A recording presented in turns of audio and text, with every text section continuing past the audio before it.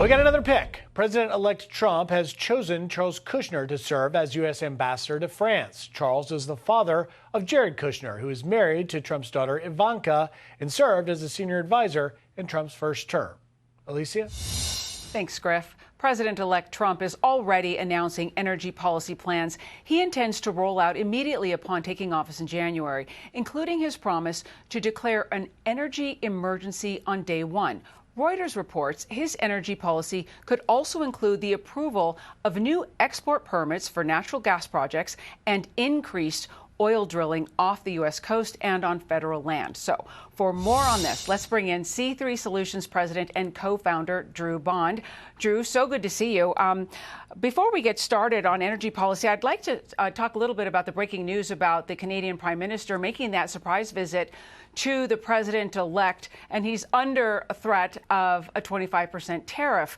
Considering that Canada is one of our top energy trading partners, as is Mexico, the Associated Press wrote this. Listen.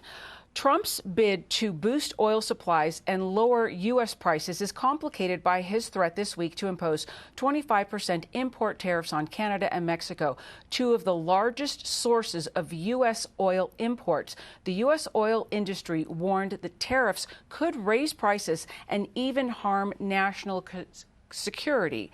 Do you have any concerns on this? Yeah, well, thank you, Alicia. It's great to see you. And, I think in general, I think we have to remember that Canada, our northern neighbor, is truly a friend. And I think what Trump is trying to do, I should say President-elect Trump, is trying to do is really shift the paradigm here. As we've seen, he's very good at making some strong claims and forcing some negotiation into some areas where there hasn't been negotiation in the past. And so, I mean, clearly, as an organization, our organization believes in free markets. We believe in more freedom, not less freedom. We believe in more trade, not less trade. But that trade's got to be on firm, fair footing. And so I think what we'll find is that in the end, the result of whatever President Trump does, I think will ultimately be good for Americans and be good for Canadians, frankly, and for all of North America. And this is a huge energy security issue, as you know. And we really need to have our supply chain shored up with our allies. We can't do it all on our own. Yes, we want to have energy dominance, but we've got to have strong free trading partners. Well, and Trump has also tapped Chris Wright for energy secretary. He's the CEO and founder of Liberty Energy, which is here in Colorado. You're familiar with Wright's views on where he believes America could go with its energy policy and security. What can you tell Americans? Yeah, I mean, I think Chris is one of the most exciting cabinet picks that I've seen so far.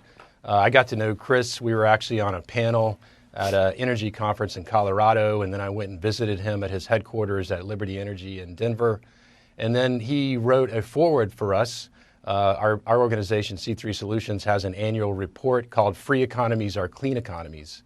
And that report shows how economic freedom leads to a cleaner environment.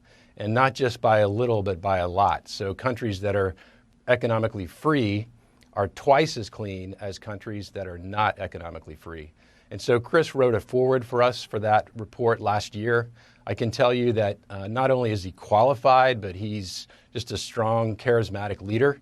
A lot of the folks on the left have gotten concerned about, his past statements on climate, and they tried to throw a litmus test on him as to, how much does he really care about the climate. I think the reality is Chris understands technology, he understands energy, he understands geology. And when you look at his background, he's got an MIT education, he's got a Berkeley education, he's got one of his previous companies actually helped develop all the software technology that unlocked the fracking revolution in the world.